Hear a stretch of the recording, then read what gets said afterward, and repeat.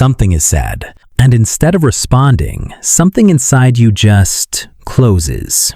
Not dramatically, no decision was made. It happened before you could think about it. A quiet interior shift that left you standing there with nothing coming out, while someone waited for words you couldn't reach yet. You know that moment. You've been in it more than once. From the outside, it looks like coldness, like a choice, like you decided to shut down and make someone work for it. But that's not what it felt like from where you were standing. It never felt like a strategy. It felt like the only thing your body knew how to do when something hurt that much. That silence has a name, and it has a reason, one that most people who experience it have never been given. That's what this is about. Maybe it was a comment thrown out carelessly. Maybe it was a tone more than a word. Maybe it was a look that carried more than the person intended. And before any decision gets made, something closes. Not visibly, not even dramatically, just a quiet interior shift, like a door easing shut somewhere deep inside. The face stays neutral. The words stop coming. From the outside, nothing appears to have happened, but you were there for it. You felt the exact moment the closing occurred, and you also felt how little control you had over it. It wasn't a choice. It was just what the body did when what just happened was too much to process out loud. The assumption people make is that you chose this, that somewhere between hearing the thing and going quiet, there was a calculation, a decision to punish, a move in a game. That assumption is wrong, and it costs you something every time someone makes it. When emotional pain becomes acute, the brain doesn't perform silence, it produces it. The regions responsible for finding and forming words become genuinely less accessible under emotional flooding. This isn't a metaphor. The language literally gets harder to reach. So when someone is standing in front of you saying, "Just talk to me, just tell me what's wrong," and you're standing there with nothing coming out, that's not stubbornness. Your brain made words harder to access because it was doing something more urgent. You weren't shutting them out. You were trying to hold yourself together. Those are not the same thing. Nobody is born quiet under pain. Watch a very young child get hurt. They don't calculate whether it's appropriate to cry. They just do, loudly, without apology. That capacity is fully intact at the beginning. Something teaches it to close. Maybe it was a home where emotions were treated as inconveniences, where tears were met not with comfort, but with irritation. Stop being so sensitive, you're fine. Maybe you opened up to someone you completely trusted, and what came back was dismissal, or worse, it was used against you later. Maybe you expressed real pain, and instead of being received, you were lectured, made to feel like the pain itself was the problem.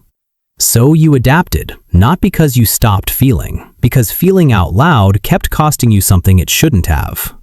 Attachment research has traced this pattern carefully. When early relationships consistently respond to vulnerability with discomfort or dismissal, the nervous system files that as information, and it retrieves that information every time pain arrives, even decades later, even with completely different people. The silence wasn't a flaw that developed, it was a solution that worked. From the outside, the silence looks like nothing. From the inside, it is one of the most active states you can be in. While the conversation sits suspended and everyone around you waits, you're running it through everything, checking your own contribution, asking whether what you're feeling right now is about this moment or something older. Testing whether the words forming in your head are actually true, or just the first reaction, which is rarely the complete truth.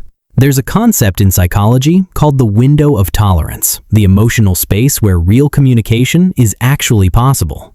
Inside that window, you can hear clearly, speak honestly, and actually process what's happening. Outside it, flooded, raw, overwhelmed, no real conversation can occur, not for anyone. You already knew this, you just never had a name for it. That's why you wait, not to avoid the conversation, but because you know, somewhere beneath the words, that a conversation attempted outside that window doesn't go anywhere worth going.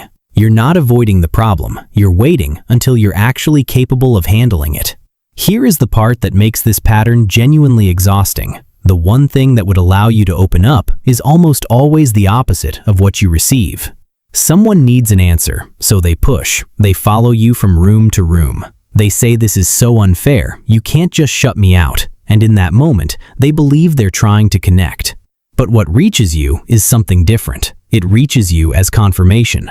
Confirmation of the thing you've always quietly believed, that your way of processing isn't valid, that your emotions are only acceptable when they're immediate, verbal, and available on someone else's schedule. You needed a minute. You got pursued. And so the silence doesn't lift, it deepens.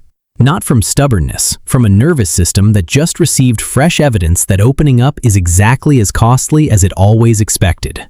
The people who push hardest for you to speak are often the ones who make it hardest to start. When you look at all of it together, the closing, the misread, where it came from, what it actually contains, a different shape emerges. The silence was never about distance. Part of it was protecting the other person. You know what lives at the bottom of that silence when the pain is still raw.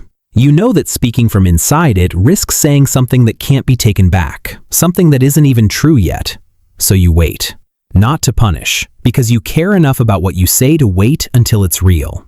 And part of it was protecting something in yourself, the version of you that learned early that being fully seen didn't always end safely. In a world that rewards whoever reacts fastest and loudest, there is something rare about a person who waits until the words are true. When you finally speak, and you will, it won't be a reaction, it will be the thing you actually meant. That's not emotional unavailability, that's the other thing entirely.